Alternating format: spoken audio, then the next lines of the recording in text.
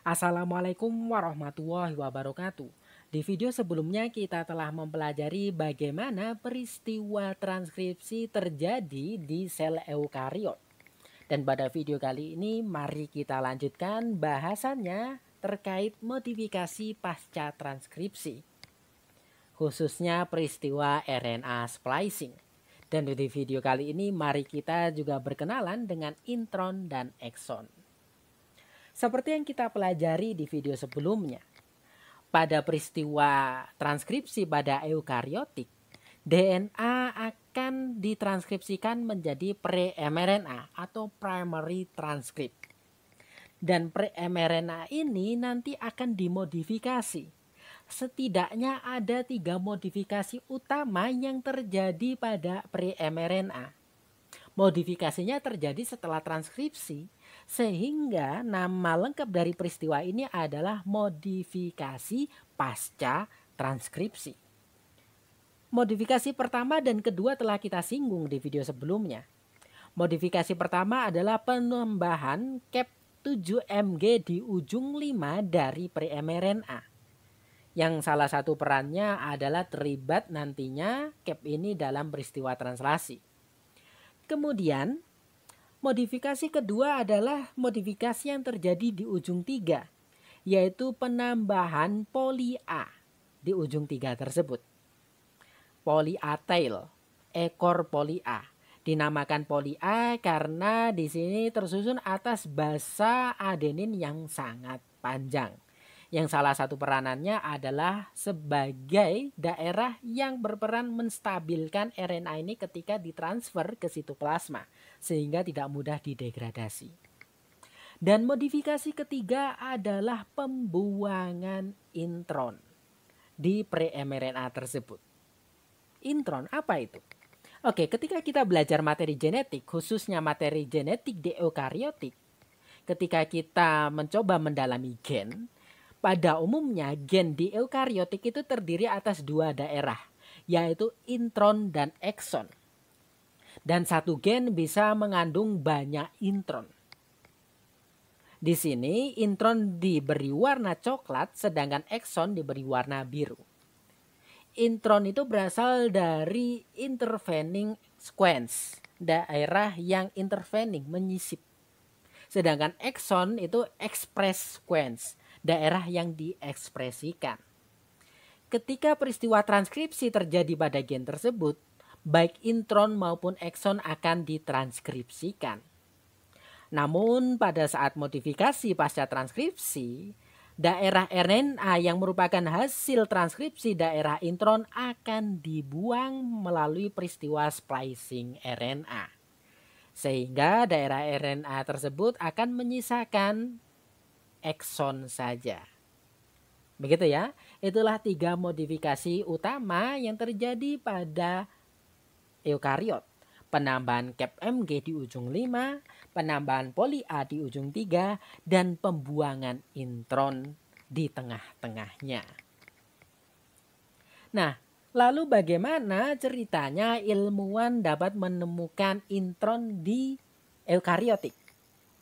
Pada prokaryotik tidak ada intron ya. Intron ini hanya ditemukan di eukariotik. Nah, sebelum mempelajari bagaimana ilmuwan menemukan intron di gen-gen eukariotik, mari kita coba pahami secara umum saja bagaimana teknik yang digunakan para ilmuwan ketika mereka menemukan intron. Oke, di sini ada DNA ya. DNA unting ganda. Kemudian di sini adalah RNA. RNA ini merupakan hasil transkripsi dari DNA ini.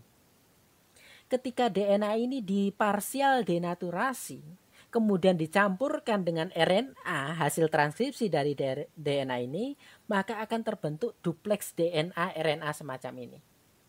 Denaturasi itu kan peristiwa terlepasnya 2 unting ganda. Parsial denaturasi artinya denaturasi di sebagian daerah DNA. Denaturasi bisa kita lakukan dengan memberikan temperatur tinggi atau pH tertentu. Nah, ketika denaturasi terjadi, maka daerah unting ganda di sini akan terlepas. Kemudian ketika dicampurkan dengan RNA, secara otomatis RNA akan menempel dengan template-nya karena dia saling komplement. Menariknya, ikatan antara DNA dengan RNA itu lebih stabil ketimbang ikatan antara DNA dengan DNA komplementernya. Akibatnya ketika DNA didenaturasi dan dicampurkan dengan RNA hasil transkripsi dari daerah ini, maka akan terbentuk ikatan DNA-RNA seperti ini. Terbentuk dupleks DNA dan RNA. DNA yang di sini akan tidak berpasangan, sehingga membentuk struktur yang dinamakan R loop. Ya, membentuk loop seperti ini. Nah, gambarannya seperti ini. Ini hasil DNA-RNA dupleks. Jadinya di sini terbentuk ikatan DNA-RNA. Nah ini ya DNA-RNA. Kemudian di sini merupakan unting DNA yang tidak berpasangan. Sehingga membentuk bagian seperti ini. Membentuk R loop. Membentuk loop. Nah menariknya ketika ilmuwan menghibridisasi, mencampurkan mRNA di gen B globin dengan gennya, R loop yang terbentuk ada dua. Ya, saya ulangi lagi ya. Ketika para ilmuwan mencampurkan mRNA, ya, mRNA yang sudah mature, yang sudah matang, yang sudah mengalami modifikasi, itu dicampurkan dengan DNA-nya, maka dia akan membentuk dua loop. Daerah sini sama daerah sini. Artinya apa? Di daerah tengah-tengah ini tidak terbentuk R loop. Artinya di daerah sini unting gandanya tidak berikatan dengan RNA. Sehingga dapat dikatakan daerah sini tidak ada RNA. Alias daerah sini tidak menyumbang bagian mRNA. Jadinya mRNA hanya terdiri atas hasil transkripsi di sini dan di sini. Sedangkan di tengah-tengah menghilang. Padahal kalau kita pelajari, peristiwa transkripsi itu kan peristiwa penerjemahan RNA dari template DNA. Dari ujung sini sampai ujung sini. Sehingga daerah sini sebetulnya juga menyumbangkan daerah mRNA. Namun ketika ilmuwan melakukan hibridisasi, daerah sini tetap DNA berpasangan dengan DNA. Artinya tidak ada RNA yang cocok dengan daerah ini.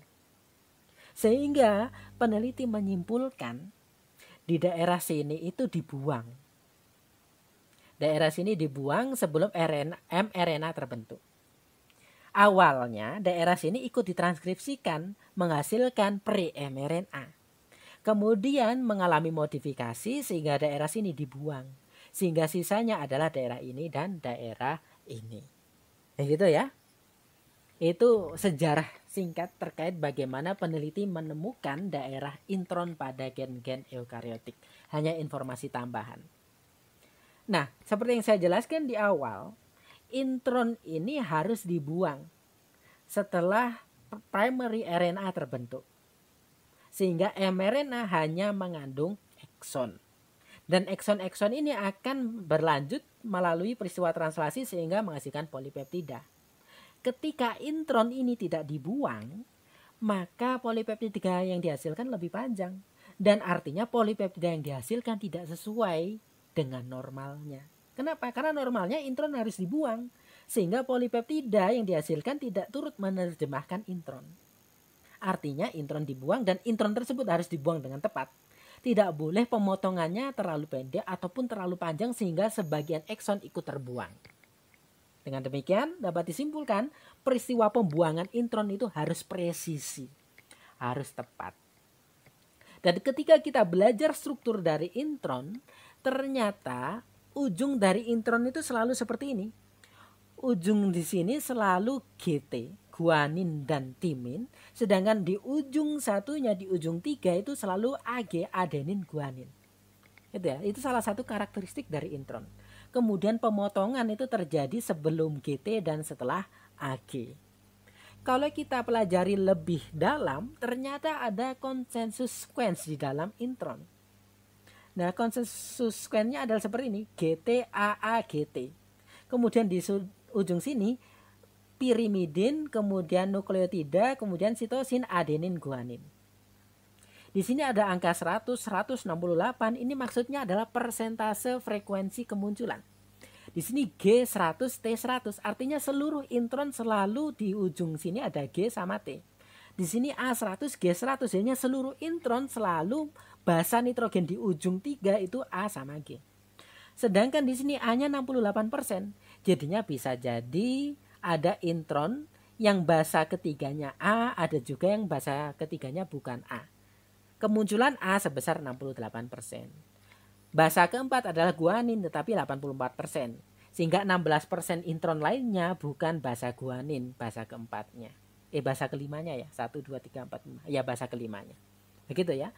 Di sini ada PY. PY itu pirimidin. Jadinya ini kan bahasa pirimidin ada 2 macam. Nah, bisa 2 macam pirimidin tersebut dan persentasenya 74 hingga 74%.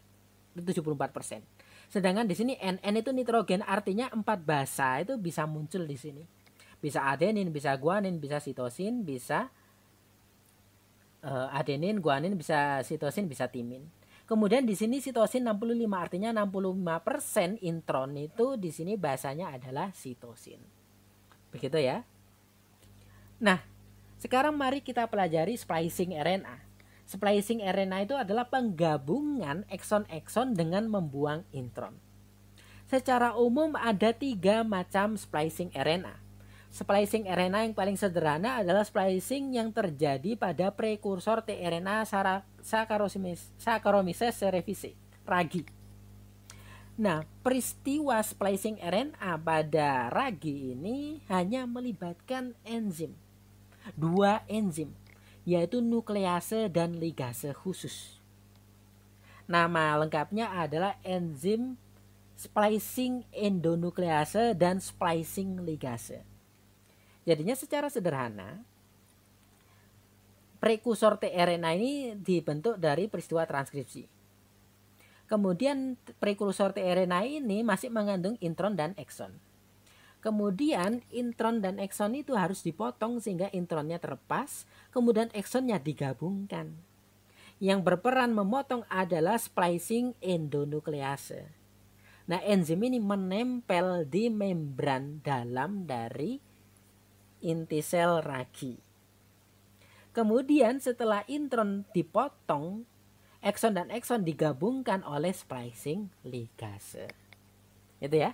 Ini cara pertama, cara paling sederhana splicing RNA, yaitu melibatkan aktivitas enzim splicing endonuklease dan splicing ligase yang contohnya terjadi pada ragi. Yang kedua adalah splicing autokatalitik yang dapat kita lihat pada saat splicing di prekursor rRNA tetrahimena thermophilia. Tetrahimena thermophilia ini termasuk ciliata ya, eukaryotik uniseluler. Nanti akan kita lihat tahapannya. Kemudian splicing yang ketiga adalah splicing yang melibatkan spliceosome. Nah, ini peristiwa yang umum terjadi di dalam sel kita.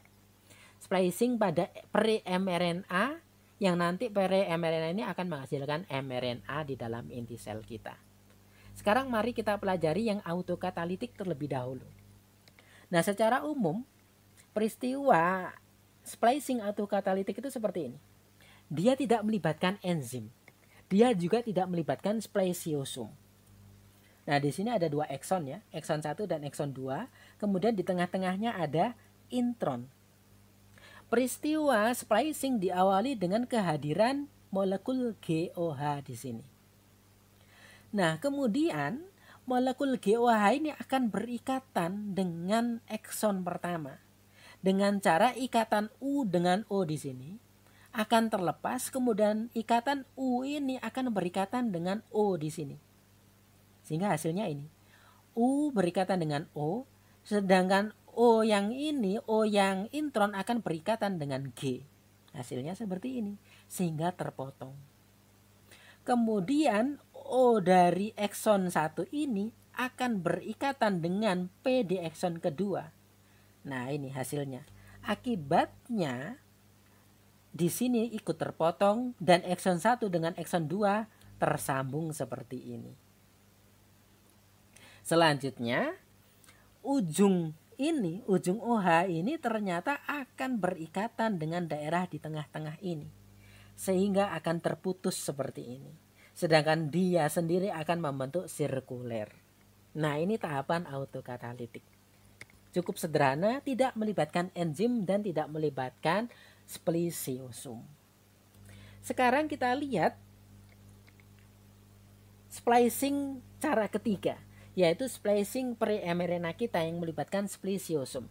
Splisiosum itu kayak ribosom ya, dia tersusun atas RNA dan protein. Bedanya, kalau pada ribosom RNA penyusunnya adalah rRNA. Sedangkan splisiosum RNA penyusunnya adalah snRNA. Nah, bagaimana peristiwa splicing yang melibatkan splisiosum? Nah, ini skemanya. Ada ekson pertama, ekson kedua kemudian dipisahkan oleh intron. Di daerah intron ini ada daerah branch site, disimbolkan sebagai titik A. Nah, tahapan pertama yang terjadi adalah kehadiran snRNPu1 dan snRNPu2. snRNPu1 akan menempel di ujung 5 dari intron ini. Sedangkan snRNPu2 akan menempel di titik A dari intron ini. snRNP ini merupakan gabungan antara snRNA dengan protein. Ya, kemudian setelah itu akan dihadiri oleh beberapa snRNP yang lain. Tadi kan awalnya U1 dan U2. Kemudian akan hadir U5 yang akan menempel di ujung 3 dari intron. Selain itu juga akan hadir U4 dan U6. U4 dan U6 ini datangnya bersamaan ya, dia membentuk satu unit bersama seperti ini. Begitu ya. Jadinya di tahapan kedua ini U5 dan U4 dengan U6 bergabung.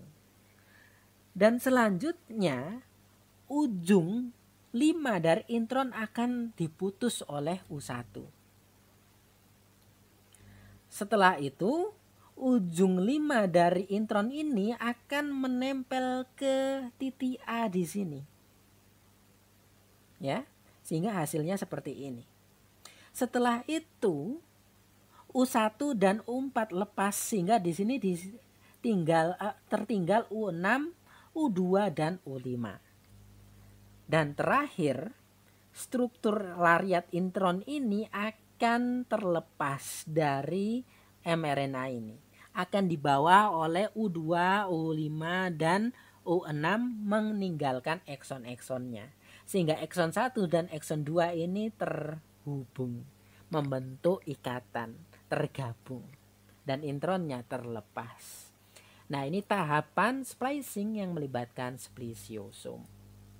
Oke, demikian penjelasan saya terkait modifikasi pasca transkripsi, khususnya RNA splicing, dan pembahasan terkait intron dan ekson.